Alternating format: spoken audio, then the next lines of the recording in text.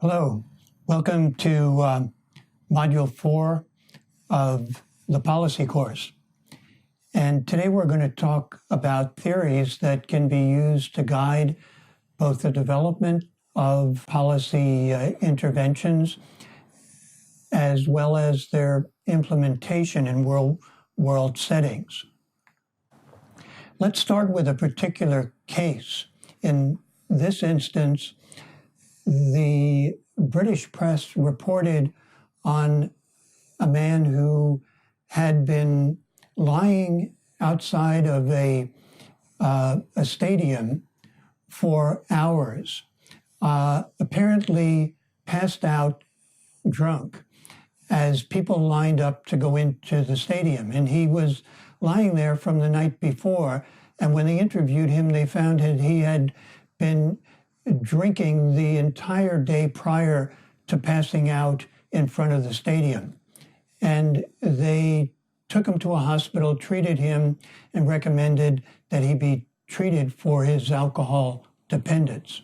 The question is, what kinds of theories can we invoke to explain this man's behavior? Theories have different functions and different roles.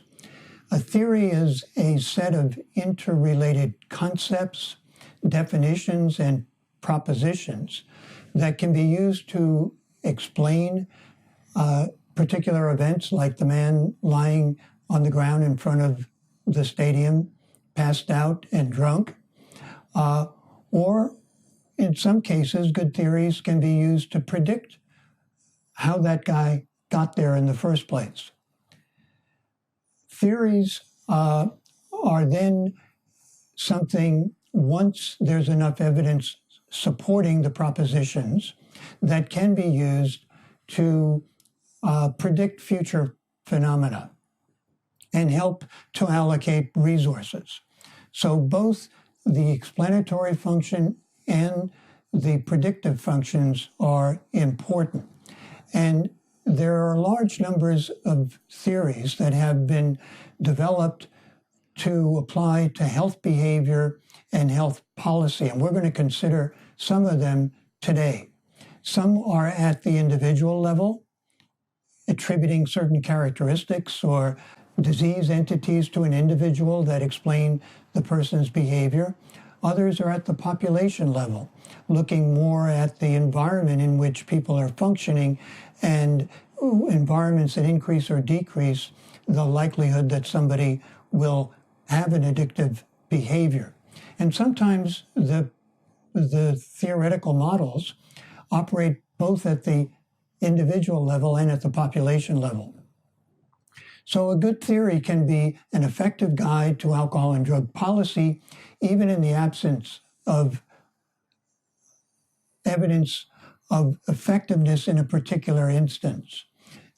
Because if the situation, like the guy lying in front of the stadium, is similar to other people losing control over their behavior and winding up in a hospital, then we might be able to use the theory to predict what happens in similar situations.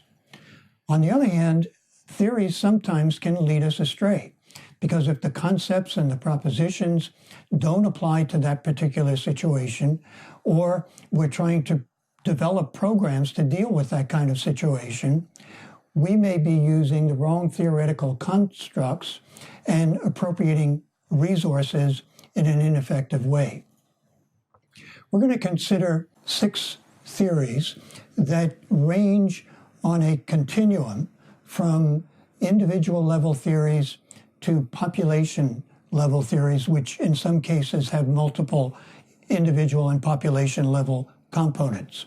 The trans-theoretical model and stages of change, the social cognitive theory, the social ecological model, the health belief model, the traditional public health model, availability theory, and the epidemiologic cascade theory of corporate-borne disease.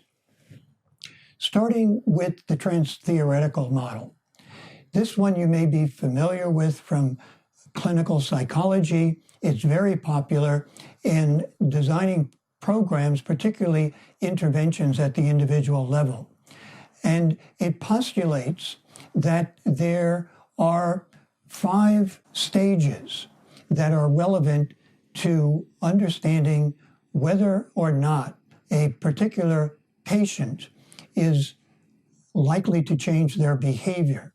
The pre-contemplation stage, when people might not even be thinking of changing their behavior, and when they're encountered in a clinical situation for the first time, the clinician needs to work on moving the person from not even thinking about doing something about their health behavior to moving them into a contemplation stage where they start thinking about changes. The next level is preparation. Clinicians want people then, as they're starting therapy, to prepare, to get ready, to get motivated, to change their health behavior, and then to take action, which is the 4th stage.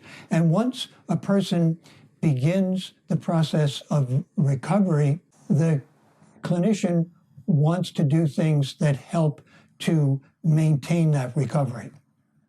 So the stages of change model is based on the assumption that people can proceed through these stages and that the clinician's job is to assess where they are in terms of stage of change and to move them into the next stage by using a variety of different theoretical constructs and interventions that are appropriate to the particular stage of change. Another application of the stages of change model involves conceptualizing organizations in terms of their leaders or their members' readiness for change. So if you're trying to prepare a community action group to deal with alcohol-related problems, it might be helpful to characterize them along that continuum. Are they already in the action stage, or are they stuck in the pre-contemplation stage where they don't have any idea of what they could do and they're not even willing to take action? The stage of change would then determine where you invest your resources. The health belief model is another individual level theory that helps to explain how people change, when they change, and where to put resources in order to get them to change their health behavior, including substance abuse. And it theorizes that people's beliefs about whether or not they are at risk of a particular problem, like heroin addiction, like alcohol-related traffic fatalities, their beliefs and their perceptions of the benefits of taking action are important variables in explaining whether or not they're going to respond to an intervention. So the core constructs that are measured in testing the health belief model as it applies to different types of health behavior are a person's perceived susceptibility and the perceived severity of their current problem, the perceived benefits and perceived barriers to stopping the behavior that they're engaged in and starting a more constructive behavior like cutting down on their drinking or stopping their opioid use. The cues to action that might be available that would persuade them or urge them to take action, and self-efficacy, which is a construct that applies to a person's concept of whether or not they're capable of making a change. Regardless of the skills that they have, people with self-efficacy believe that they're capable of changing, whereas people who have low self-efficacy don't even try because they feel like they can't do it. The health belief model is most often applied to health concerns that are related to prevention at an asymptomatic stage. So that if you want to get people to prevent accidents, injuries, the development of a drinking or a drug use pattern that's going to lead to addiction, you want to vary their health beliefs and try to get them to learn how to accurately perceive the risks involved and the benefits of taking action. The social cognitive theory explains human behavior in terms of a three-way dynamic reciprocal model in which personal factors, environmental influences, and behavior are continuously interacting. And they're interacting at the cognitive level, but social factors play an important role in conditioning how people think about their health behavior. And it brings in concepts from cognitive behavioristic and emotional models of behavior change. Particularly, people conceive of their health behavior as a function of what they observe in others, and especially whether or not others are reinforced for that behavior. Another important concept, as we mentioned, is self-efficacy, whether or not a person believes that they're capable of changing their behavior. A basic premise of social cognitive theory is that people learn not only from their own experience, but learning and observing others' actions. And when it comes to drug use, people observe how other people are using drugs, what types of positive things they're saying about it, how they're feeling at the time, and that can serve as an inducer for a person to begin a substance-using career, because once they observe the behaviors and the reinforcement that people get from it, they're in a position to imitate it themselves. Unfortunately, they often don't see the negative consequences until it's too late. The social ecological model goes a little bit further in terms of bringing in the environment, and it emphasizes, again, multiple levels of influence: the individual level, the social or interpersonal level, organizational, as well as the community. And in a sense, public policy constitutes a way of structuring the environment so that people act differently depending on what the policy environment is. In circumstances where there are very strict drinking and driving laws, people tend to drink less before they drive. And that's a function of the policy environment and enforcement that goes on around them. Behaviors both shape and are shaped by the social environment in particular. So what people see in their friends, in their relatives, in their family situations often help to determine whether they're going to be a substance user or not. And the social ecological model has concepts that suggest that creating an environment that's conducive to change is important in promoting healthy behaviors. So when treatment is available, when it's advertised and people know it's there, it's more likely that they might take advantage of treatment sooner, and that could interrupt an addiction career in a way that's very beneficial both to the individual and to society. So the social ecological model helps us to understand the factors that influence health behavior by providing guidance for developing successful programs and social environments. And it also points out that it's not only the availability of treatment, but it's the environment in which people are living, which also has to be factored in with treatment.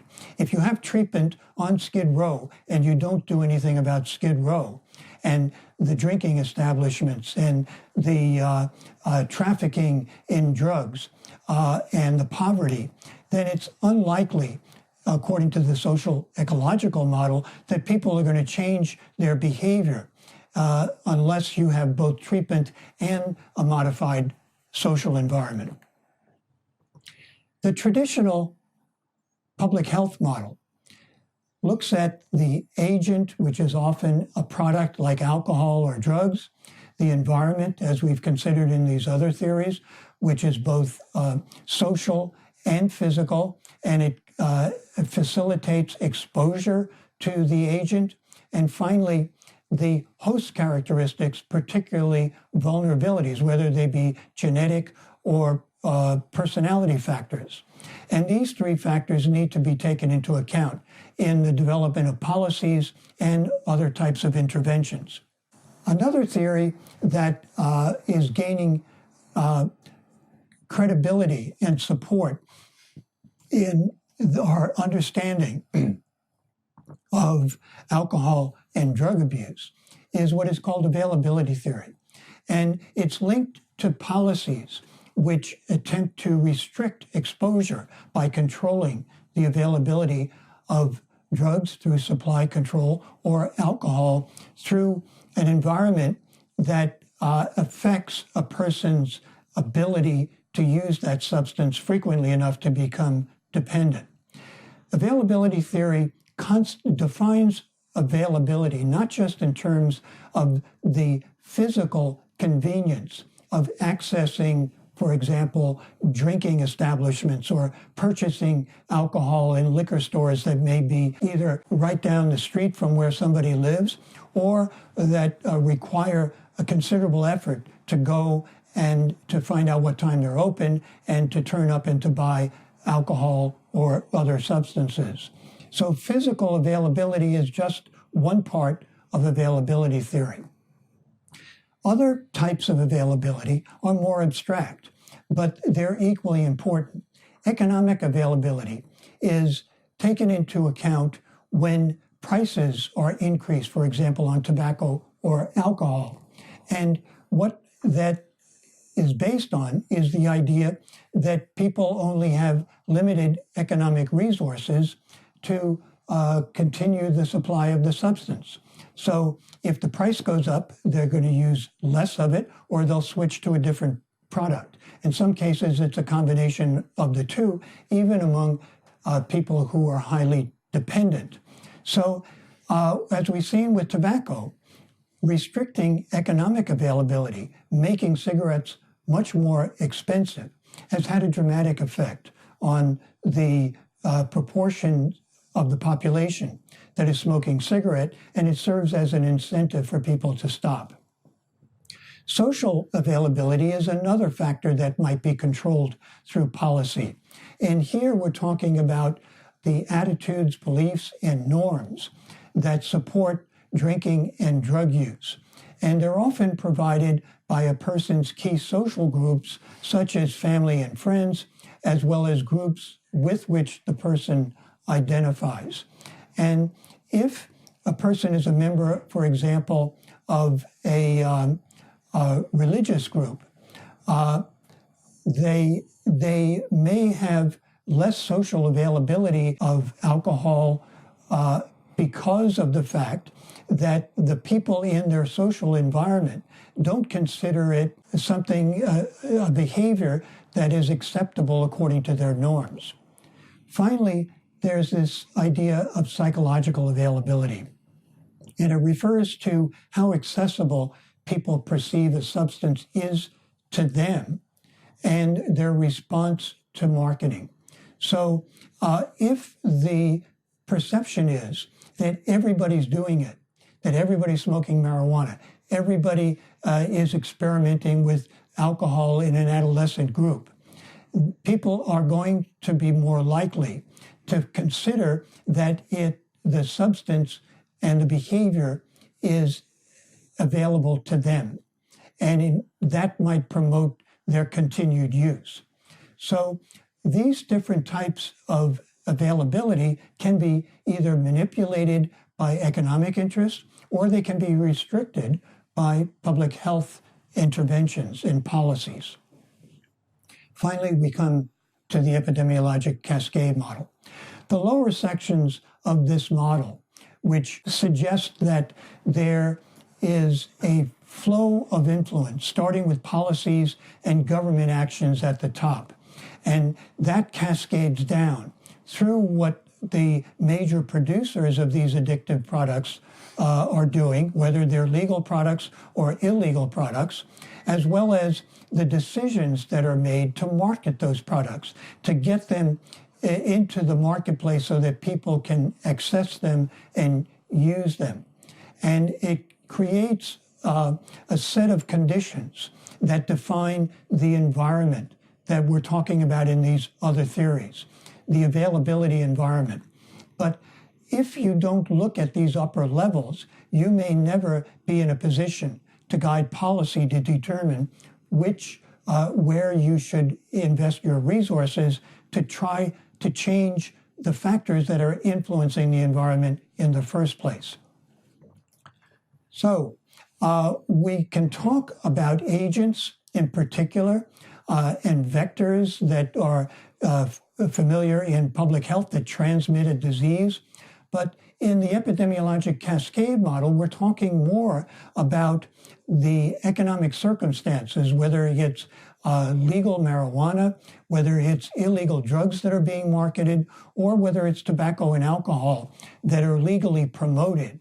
And in those cases, it's not just the agent, it's the group of economic operators that are inducing people to use them.